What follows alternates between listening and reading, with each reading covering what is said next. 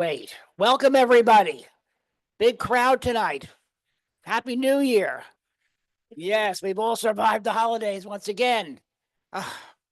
Anyway, we had a great year last year. We got so many projects done, and we're already rolling into next year. It always seems like you take a breath, and then we start all over again. We are, yes, already. Okay.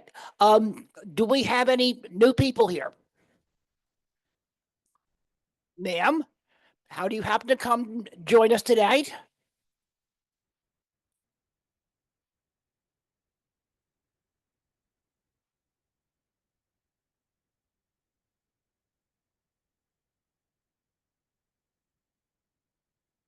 Good. Well, welcome. Do we have any new members tonight? Sir, welcome. Who are you? Can you let us know?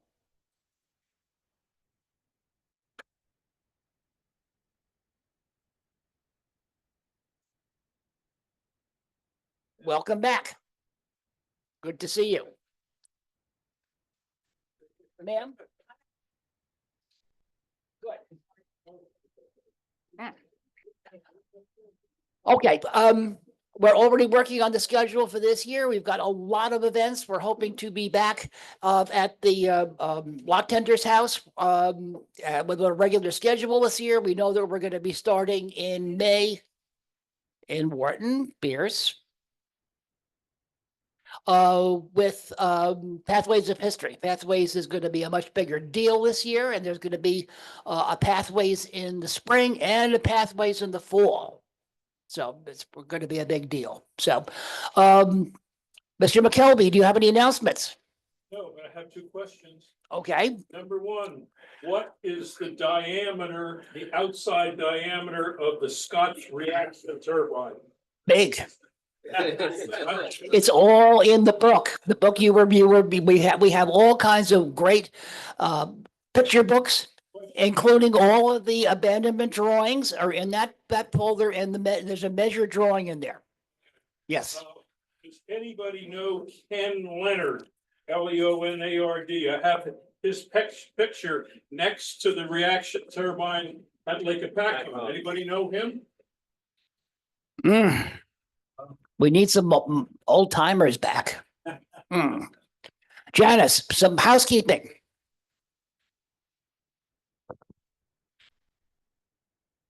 Thank you. We'd like everybody to turn your phone to silent, so there's no interruption during the presentation. Also, when the presentation is over, we have to get out of this room quickly. So the food and everything is going to be into the office. So you will just come out of here and just convene into the office. If you have any questions or comments at all, please do not interrupt the presenter and wait till the end of the presentation to ask your questions. Thank you. Thank you. Okay. In advance, I want to thank where's Bobby? Thank you for all that you did to bring all this together. Thanks for the salads. Tim, thanks for the sandwiches. Janice, thanks for organizing all of us, keeping us all in line. And thank you all for coming. John, our presentation is by John Prieto, our archivist and doer of so many things I couldn't possibly list them all. John, it's all yours. Thank you, Joe. Good evening, everyone. Thanks for being here. Yeah, okay. I think I will do that if I need. Thank you, Steve. All right, my clicker. All right, you already have the title.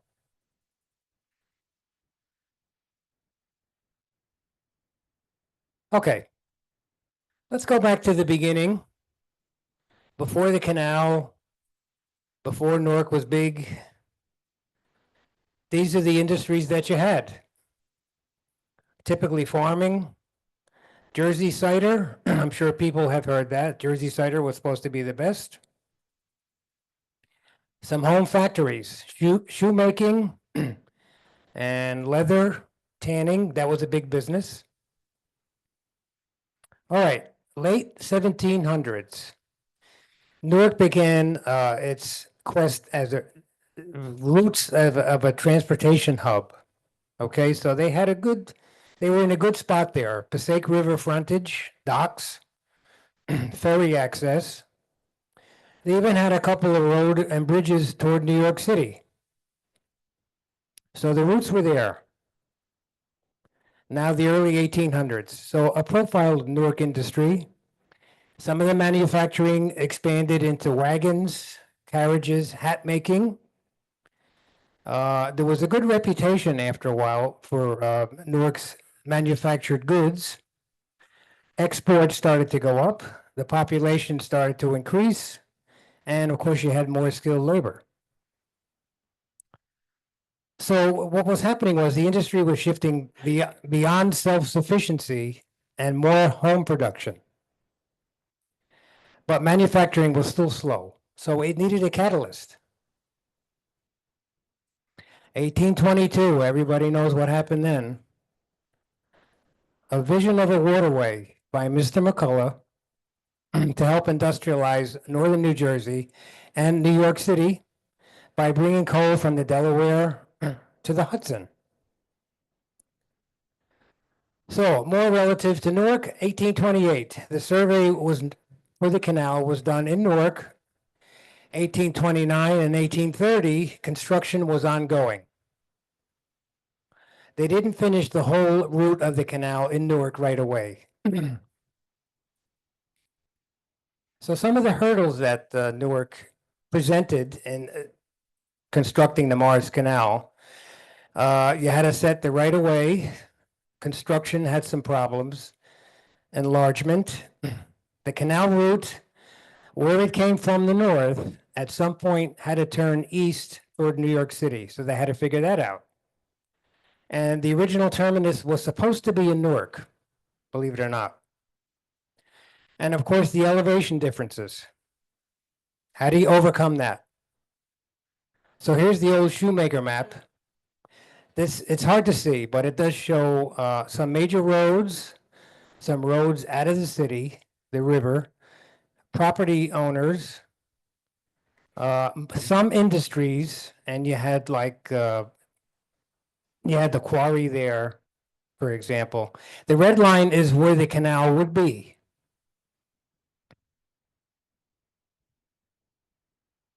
Here's a picture that we found.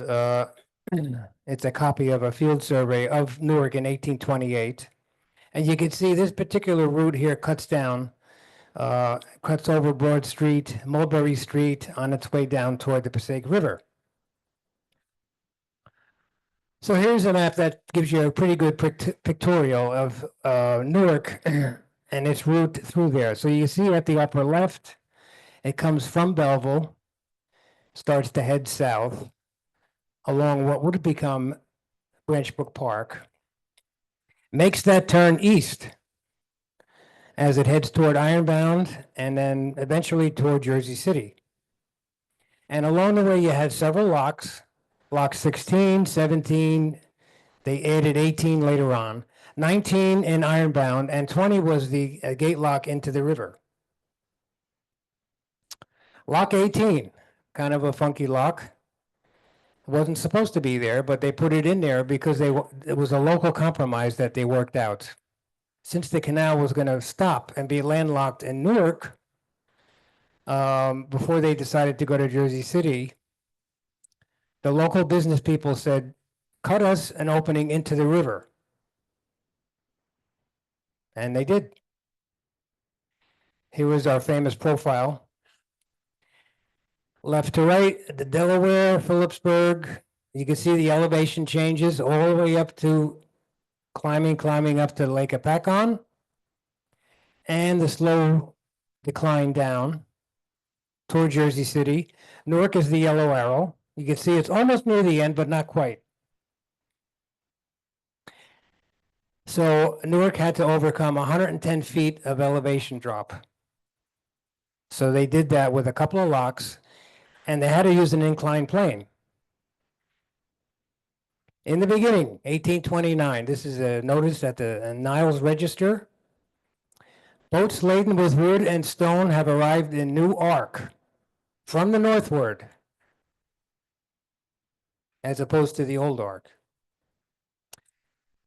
The canal is now completed from Newark to Meads Basin. Everyone knows where that is. In Morris, they say Morris County, a distance of 24 miles. And they marvel at how everything went so well getting over the aqueduct in Little Falls. So the early days, 1830, before the coal really started to come in, you had iron ore, the first amount into Newark. 1831, your first major cargo of coal hits Newark. So some of the benefits of the canal in Newark were already starting to take shape. Besides the coal to fuel businesses, employment and higher living, higher standard of living, reduced transportation costs, new markets, additional businesses, more competition, higher skilled labor, businesses to help other businesses, the buildup of streets and roads, and then things started to become a little bit cheaper. And they also started to introduce anthracite coal, which was cleaner, because Newark was evidently pretty foggy back in the early days. So coal was a big business in Newark. They had 21 coal yards, 5 industrial coal handling facilities, of course, many users. Eventually, there was also a Lehigh agent and a New Jersey coal exchange office because Newark was becoming a pivotal city. Again, this map is a little hard to see, but the blue line shows the canal, and all the circles, the black circles are all the coal yards, conveniently placed right up to the canal. The triangles are closer to just above the middle, closer to the Passaic River. Here's an ad from 1881. Our good friend Peter Mellick has a coal and wood depot located on Plain Street, right at the canal. Here's a picture of the canal, just north of Bloomfield Avenue, I believe. Off to the right would become Branchbrook Park. Plane 12. This is the bottom of the plane heading upward. You can see it's loaded with coal. Canal boat number 780. All right, so beside coal, they had other items, of course, eventually that used to be shipped. Flour, logs, animal hides, whiskey even, black powder, construction materials like brick and lime, ice from the west, and the back and forth with the fertilizer and the manure. Also sandstone, which helped build some structures in Newark. Here is a receipt that we saw, we found. Mr. T.V. Johnson, who was down by the dock. This is from 1840, again, hard to read. But I picked it out, and it's what's listed in there is fish, coffee, sugar, and candles. So any manner of things. This is a picture I took. This is behind the jail by NJIT. You can see the sandstone off to the right behind the building, still there. And of course, the train tracks were the canal route. That's the city subway. Okay, the canal created business opportunities, obviously.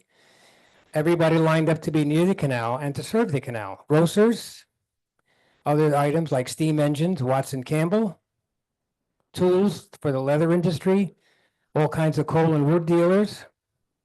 Even if the Fairbanks company had a factory there. And they did use it for a while to scale at Lock 16.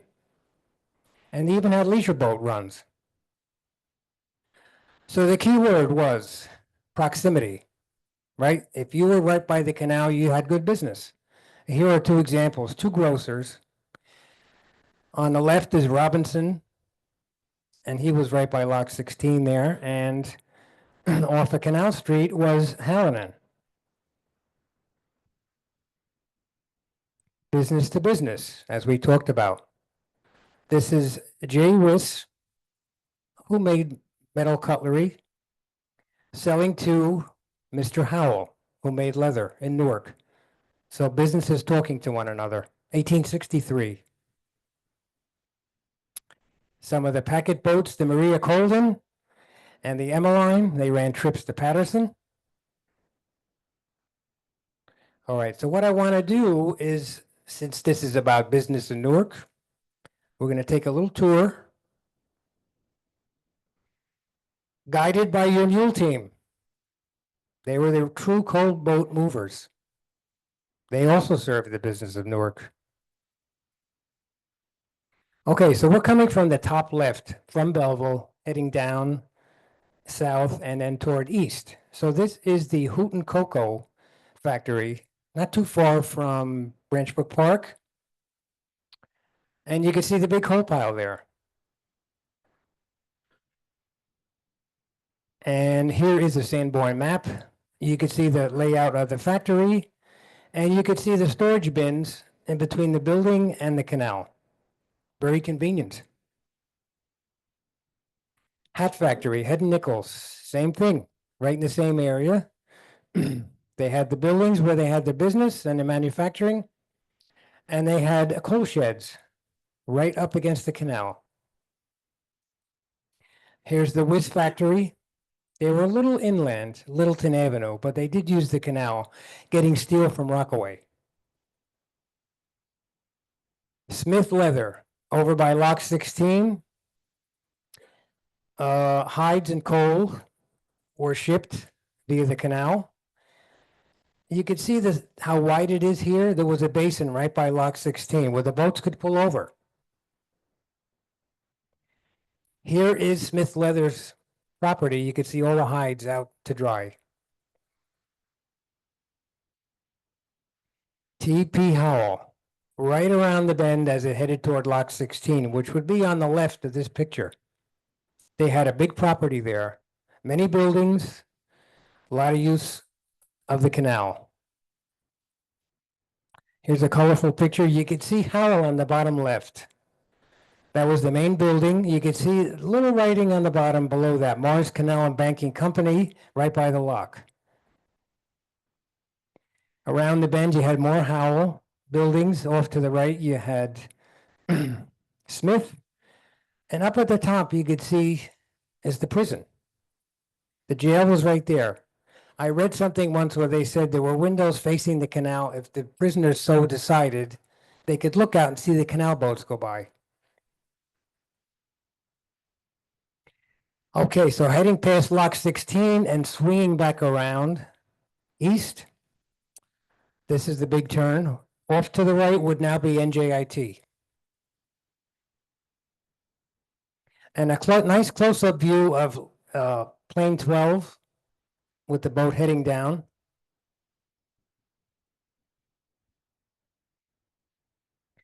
So near the bottom by Washington Street, later they moved out to Orange Street, was Bannister Shoe. They would get coal via the canal, and you could see the boat off to the left by the blue arrow, and a little tugboat. Further down, Schmidt Coal Yard, off Canal Street. They had an interesting device. They were able to get from the boat, they were able to get the coal lifted upward and put it into the coal yard, and maybe vice versa. Here's a picture of it here. You could see the canal, there was a break or they were doing repairs. And you could see the boat, but you could see that elevator off to the left. Off to the right, if you'll notice, Lion Brewing, one of the many beer companies in Newark. So here is a nice pictorial of Ripley and Sons, further south, or further east, I should say. They were a big lumber yard. Here's a picture here. They had a big property. And again, access to the canal. Another classic picture, you can see from the boat's point of view, you can see the mules off to the left with the line being pulled. Further into Ironbound, Baalbek Smelting and Refining. They were a big outfit. At this point in the canal, it got very close to the river, so there was a very narrow strip of land. So here's the Sanborn map. You could see the canal right next to the road by Baalbek. Tiny strip of land and then the river. And some more bridges over the canal. New Jersey Zinc, further down into Ironbound. They got zinc ore from the west and coal via the canal. P. Riley and Sons, another leather manufacturer, further east. All right. We'll get into some facts here and how the canal affected the city. It's what they called an agglomeration economy. Everybody together, working together. Some of the advantages, businesses were clustered near the transportation, right? Canal first, railroads later. Lower costs, more skilled workers, we saw that. More interdependent businesses, that's key. All right, so here's a map I put together. Interdependent businesses and proximity. So you had leather manufacturers, you had tanners, hat manufacturers, and shoe and boot manufacturers, right? All off the leather industry. Look how they're put together. One practically next to the other. So the canal, what it did was it acted as a big magnet. Everybody built up around it. Look how tight that is. All right, so here's some statistics. If I don't bore you to death, but if I do, this would probably do it. All right, 1826, just as the canal was getting going, Newark's population started to go up. So in the 25 years after the canal gets started, the population went up 5 times. Between 1840 and 50 alone, it doubled. By 1826, 80% of the labor force was involved with manufacturing. Number of business establishments in the 30 years leading up to the Civil War, up 469%. 1860s, factory capacity utilization, right? How much of the factory are they using? Near 100%. Amazing. And of course, you had other industries that were dependent on the canal, beside tanners and hat manufacturers. A.W. Kinney Company, they made chain for inclined planes in the 1830s. Alger, they made castings for the planes. Canal boats at one time were built in Newark. And India Rubber Works, they used, actually were by the canal, and they actually used canal water. Here's a picture, a small map, but there they are, right by the inclined plane. So they must have had a deal to use some of the canal water. This is one of my favorite devices to use, the New York City directory. The canal is a great wayfinder, right? They would put in their ads a reference to the canal so everybody knew where their business was. Now, here are some of the people who all lived in Newark. August Kroger, canal boatman, son of a grocer. Peter Mellick, we spoke of. He had the lumber yards. He was also a supervisor on the canal. David Ripley, he owned a lumber yard. George Compton, he was a shoemaker near the canal. Harvey Hatch, a brickmaker by Lock 16. And the aforementioned T.V. Johnson. He was right by the docks. He was also a grocer. So the canal was also used for other groups. The Civil War Volunteer Regiment in Roseville, camped out there for a while, right by the canal. Newark Camera Club, baptism site. There was even a postcard, I saw that once. Used for canoeing, fishing, Orange Street Basin, swimming, and allegedly an underground railroad node. There is circumstantial evidence, no hard evidence, but it makes for a great story. Here is the plaque that memorialized the Civil War volunteers. Roseville, Orange, right by the canal. Here's the Newark Camera Club on an outing to Montville.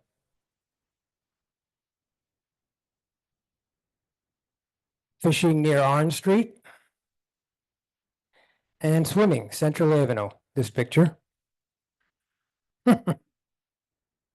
1905. I don't think there were too many boats coming by through there by then, so it was pretty safe. Okay. Invariably, there's going to be challenges in this story with the canal, especially in a big city. This picture was right down by lock 17, 18. You can see how congested everything is, high density. Things started to get interfered with.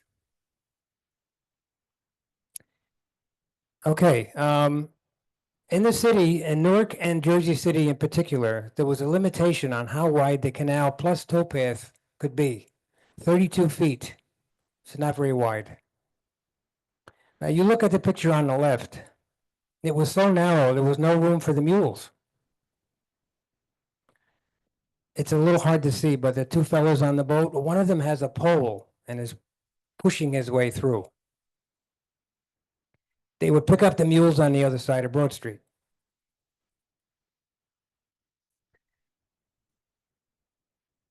Yep. Another narrow view near Plain Street.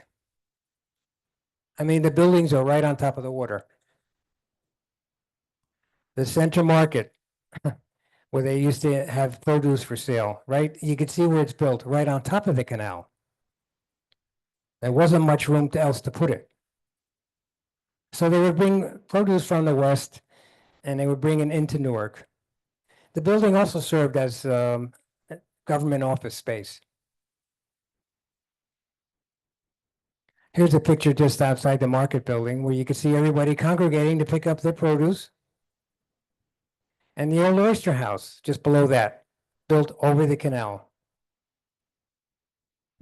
So that was your first challenge. It's dark under there.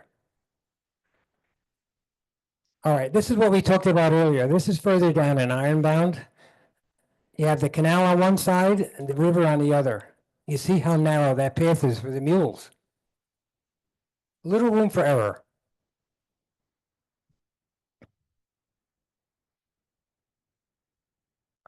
Okay, 1865, 1866. It's kind of ironic. That was the high watermark year for the canal with carrying coal. But the first trains transporting coal across Jersey were now in competition with the canal. So coal prices via the canal had become more expensive by train. It crossed that line. And so there was a shifting of influence of the canal relative to Newark. 1847, 29% of Pennsylvania coal shipped along the Morris Canal was delivered to Newark. By 1870, most of the coal was shipped to Tidewater, bypassed. 1875, definitely more coal shipped by rail. And 1900s, you could see there were more coal pockets for the railroads that were in Newark. This was the controlling factor of the trade. So the canal was becoming a little less relevant. This graph is a little deceiving, but the orange line shows you the total tonnage on the canal, right? It peaked at 1866, started to drop off by the end of the century. It was way down. Now, coal stayed high, but the amount of coal delivered was a lot smaller. So mostly what they were carrying near the end was still coal, but not that much. Some of the dreaded side effects that we were getting into, physical landscape. The canal, good or bad, cut the city in half. Created a lot of dead-end streets. This is where the interference starts to come in. You had to have a lot of bridges in the city. Washington Street, they called that the hump because it was very high to get over the canal. An incongruous mingling of industrial and residential along the canal. And of course, pollution. Besides the coal burning, the canal was starting to get dirty. And they started to see more canal breaks. So here's your concentrated patchwork. Canals, stores, domiciles, industry, all thrown together. A lot of bridges over the canal, a lot of maintenance. In the 1850s, the city agreed to maintain the bridges to keep the peace. Eventually, the county started to take them over. So this, I think, is after the canal was abandoned, but you could see how messed up everything was at this bridge. This is a nicer one. Hudson Street near Central Avenue. Newark's electric plane, 1906. So what happened was that over by Orange Street, just coming out of French Brook Park, the DL&W Railroad was lowered. Now used to be able to go under it. They couldn't do that anymore. So now they had to go over it. So they came up with this ingenious idea to build an small electric inclined plane to get the canal boat from one side to the other. You notice when they did this, 1906, it was almost at the end of the life of the canal. But it did allow it to keep operating for a few more years. Here's one of those canal breaks. Joe, I think, did a story on this. Canal Street. You could already see what's in there.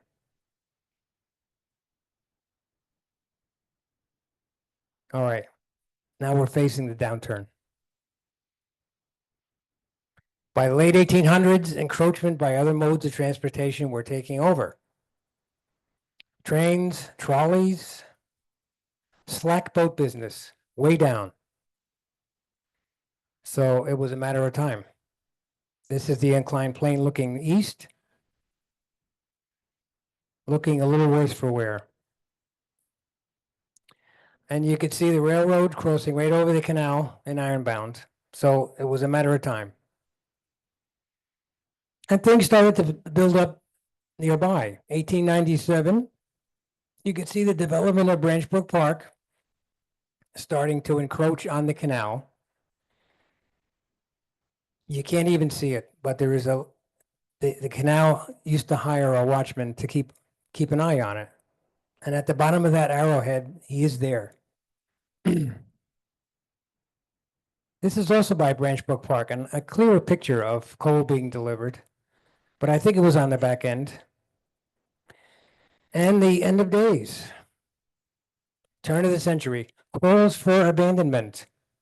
Newspaper editorials. The canal as an eyesore. Turn the canal bed into a trolley. Or use it as a water source. Somebody toyed with that idea for a while. 1913, the Newark City Plan. The canal is in its present condition is absolutely valueless. That's how the city felt. This is the top of plane 12. You could see the tube where the water came down for the plane house is already in disrepair. 1922, the state takes over. 24, the canal is abandoned. Late 20s, they finally drain it. Newark wanted to use the canal bed for internal transportation. That's what they called it. Here's another shot from 1929. You can see the committee there. I think that's the governor's committee with their hats on. They wanted a picture in the bottom of the ditch next to all the garbage.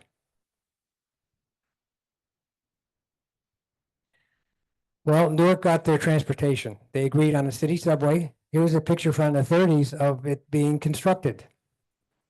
If you look further up, you can see one of the bridges heading what would have been the inclined plane. The city subway was built right in the canal bed. So it ran pretty much from the Belleville line to Penn Station. Someone had the nice idea to put in some murals, some tile murals in the subway. I think the fellow's name was Mortalito. Nicely done.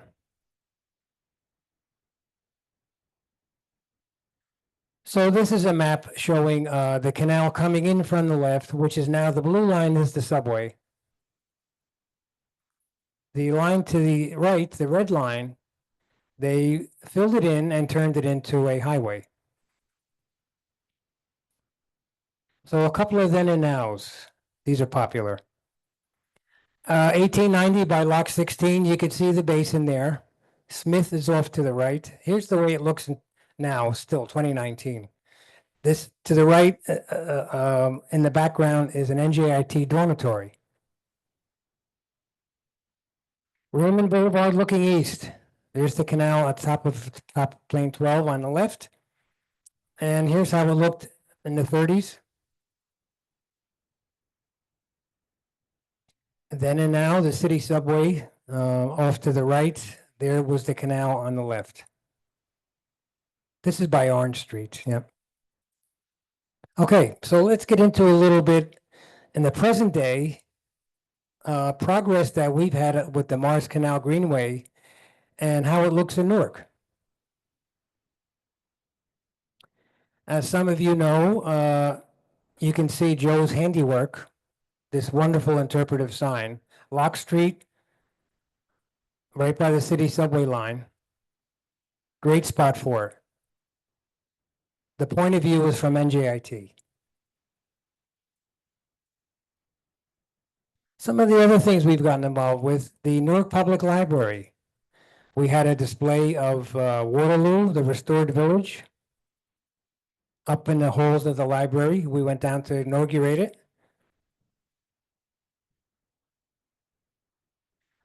I had the privilege of guest lecturing at NJIT, which is my old alma mater, about the Morris Canal in one of the courses. I think they liked it. One of the things I talked about in that speech was I grabbed an old a campus map, and you can see the pink line is the canal route. Every building on the right is NJIT campus, and I explained to the students that the road is that way because of the canal. NJIT Magazine 2024. They did a great story on digitized mapping of the canal in Newark using our archives. So what you have there is, again, it's very hard to see, but it shows the old map. The brown boxes are what NJIT buildings are today. So part of our strategic plan, we try to get partnerships with anybody we can to make the case and to promote the Canal Society and the Greenway. Recent partnership ventures with Jersey City Greenway. We just completed the Morris Canal and Jersey City Forum, which worked out great, very popular. And a walking tour now is planned in Jersey City, right by the canal. And with any luck, I'll be doing a few more of these presentations for the students at NJIT to spread the word. What we're doing here then, it really is building on our goal to enhance the Canal Society presence on the eastern side of the state. That was one of our mandates. So we're talking Newark, we're talking Jersey City. And of course, the Greenway, we're always open for business.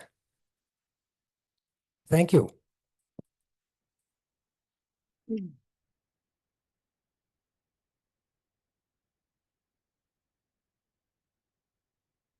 Okay, I guess the dreaded questions now. Thank you. Sir.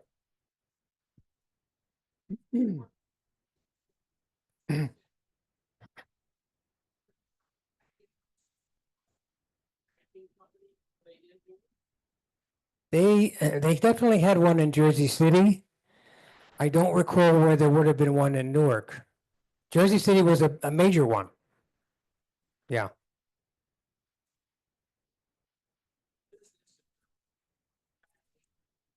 Yes, well, once the canal made its way to Jersey City, it was a short ride. Yes, sir.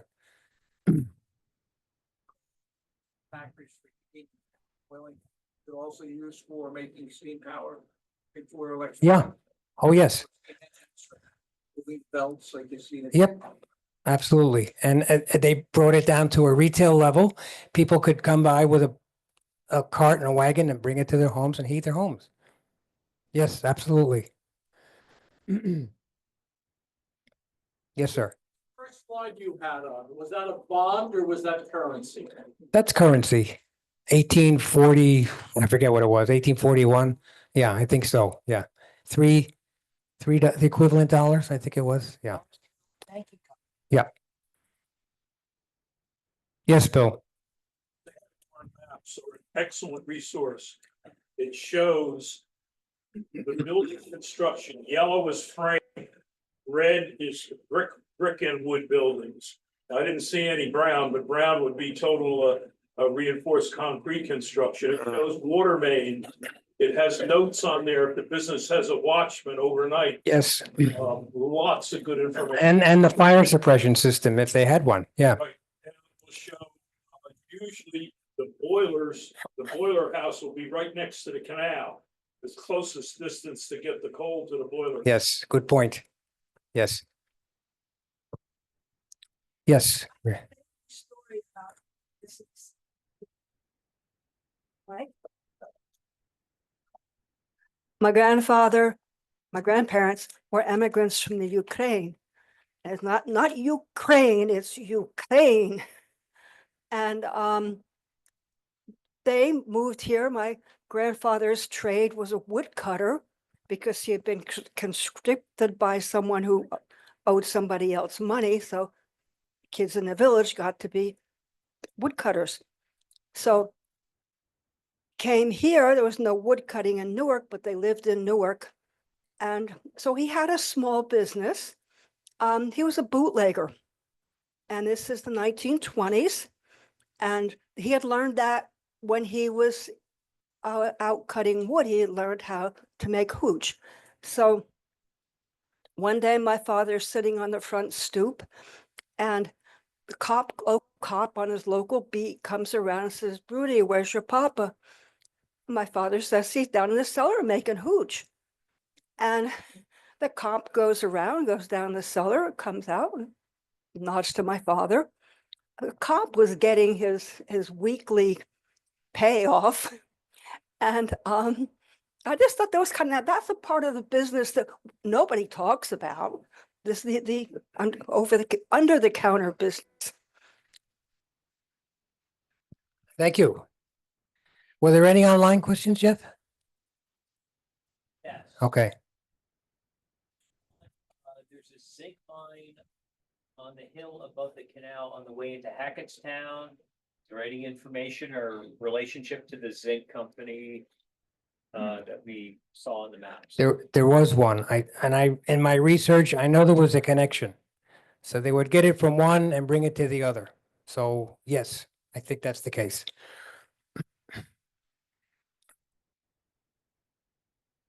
Are there any plans for a discussion like this on the canal for Patterson or the Little Falls areas?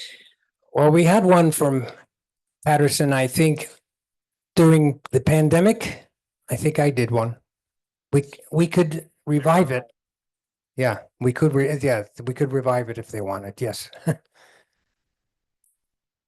Good. Yes. Mines in Sterling and Franklin, are they anywhere connected up to the canal, but like wagons or anything? I would need someone to fill in. Big ore and iron ore down to Lake Apaca. Use the mic. They bought zinc ore and iron ore down to Nolan's Point. And there was a transfer facility there, a dock to load ore onto canal boats. And this a steamed tug that pulled the boats across the lake into the lock and into the main canal. And so a lot of that zinc went to the zinc works that John showed us on the map. And we did a story about that once too. So stories go round and round. Okay, anyone else? Yes, sir, Bill. Central Market, the stores that were built over the canal in Newark. My father worked in one. At the end of the day, they swept everything up. They had a little trap door in the back, swept it up. Okay. All right, so there's the pollution we were talking about. So, okay. Yes, Rich. Now, Newark to clean it out. because Yeah. there's so much trash. Yes, They actually would use a boat, like a bin, throw all the Okay. trash in the boat. there you go. See, so there was other reasons beside brakes. Good. Yes, sir. Yeah.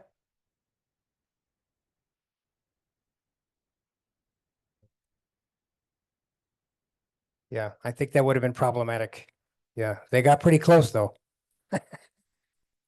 Okay, we're good. Thank you. Couple of comments from me.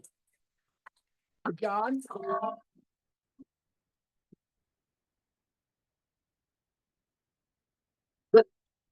I have to step away from that because, anyway, that picture that you showed of the little tugboat was very cool because the boatmen hated Newark. All the garbage that they threw in the canal, and it was so narrow that they had to pole through. So at some point, they got this little tug that would give the boatmen a break and pull the boats from the bottom of the inclined plane all the way to the outlet lock. And so that made things a little bit better. So different talks, different times, different investigations. Right now, we're able to do with John, lots of things in Newark, with Ken, lots of things in Jersey City. We just did the forum in Jersey City, which was absolutely marvelous. Met all kinds of cool people, are very much connected now with a lot of greenway and pedestrian walkway efforts that are going on in Jersey City. And so as things progress, we make more partnerships and are able to tell more and better stories. So as part of that forum that we did, I put together a Jersey City album that's on the desk in the office. So please come and take a look at it. All kinds of cool pictures. And so at some point we'll do one for Newark too. And so all this takes a lot of research and a lot of partnerships, a lot of talking to people. And so we're very happy to bring you these talks. Any other thoughts or questions? Sir. They had they actually had to dredge a channel. We actually have a receipt from somebody who dredged the channel. And so they had a tug that pulled them across. There's actually a picture in that album that with a big sign, a sign that says, "Boatmen, do not pull your boats into the river until they're taken care of by the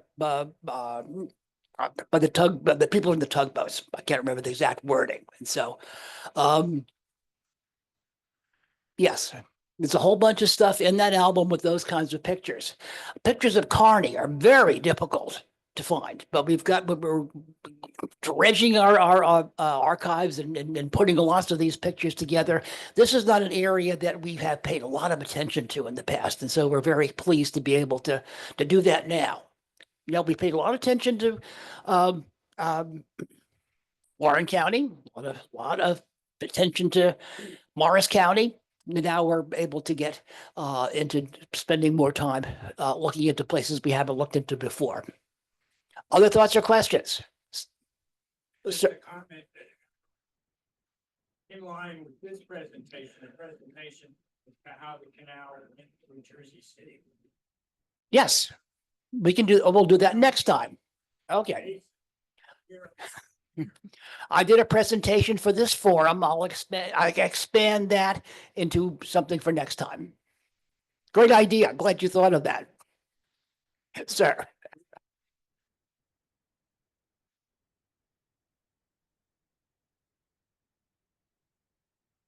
But the canal used the water.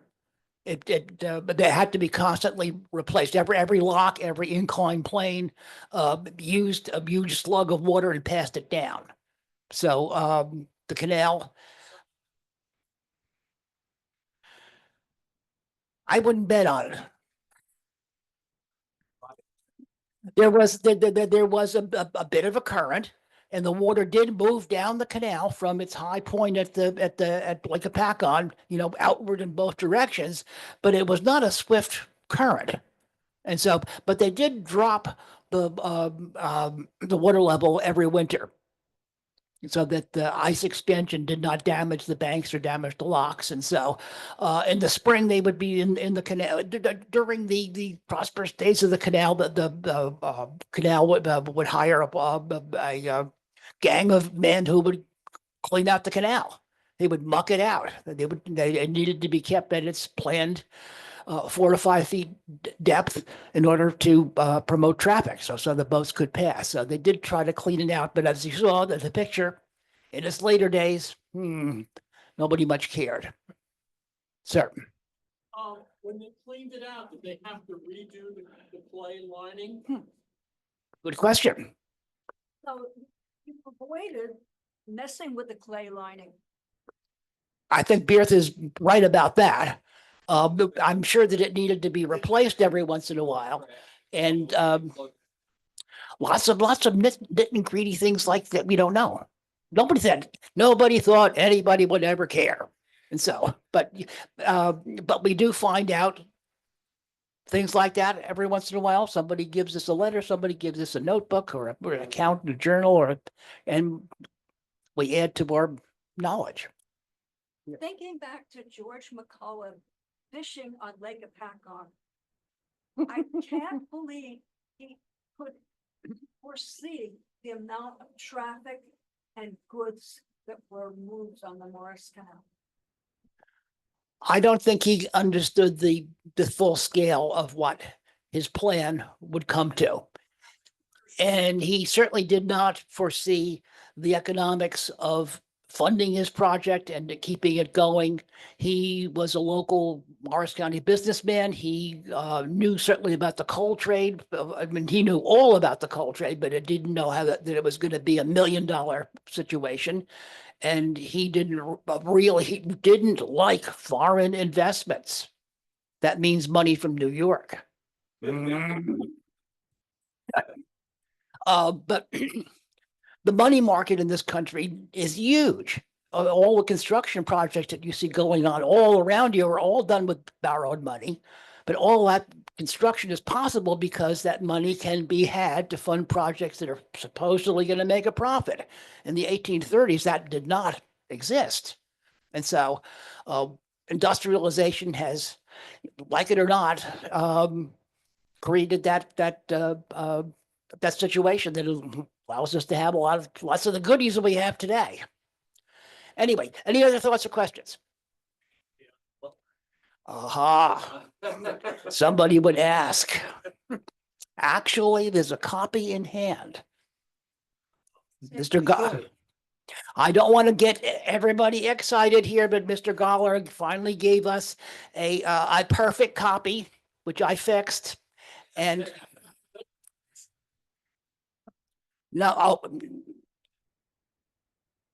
the Bob is working very hard to finish this up, and we're working with him very hard to finish this up. We have printed a sample copy of the book for him to look at and approve. And so it came today. Stay tuned. It looks really good. We need to look it over. Bob needs to see it. He needs to approve it. We'll be printing copies. Okay, I don't want to go too far, but we would love to have them for the next meeting. Here we go. I don't have a price at the moment. I was trying really hard just to get that one book printed. Pay more. Gotta pay extra. You remember. You got some people. Does anybody have memberships to pay tonight? Anybody? See Tim over there? Give them your money, sign up for your memberships. We're pleased to see you all tonight. Thank you.